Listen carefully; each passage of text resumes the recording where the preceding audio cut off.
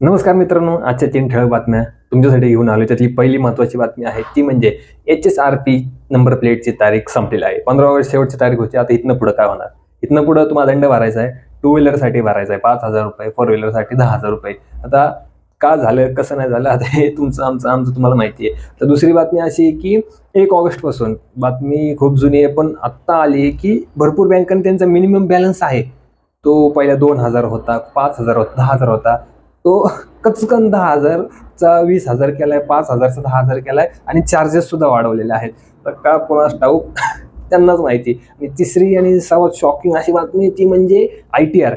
जे भरत असेल त्यांना माहिती आहे, इन्कम टॅक्स रिटर्न. त्याचा फुल फॉर्म असा होतो, नॉर्मल CA नील रिटर्न सोडायचं म्हणलं तरी ₹500 किंवा ₹700 घेतो. आणि जिओ फायनान्शियल ॲप, हे जे जिओ फायनान्स ॲप आहे का, ₹24 घेणारे म्हणताय. आता तुम्हाला बी माहिती आहे यांची स्टार्टिंगची स्ट्रॅटेजी कशी असते.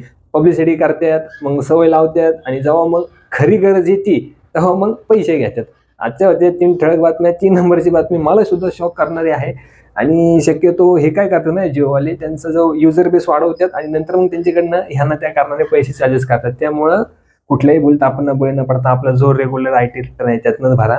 आणि HSRP नंबर प्लेटसाठी परत एकदा सांगतो, दंड भरायला तयार राहा.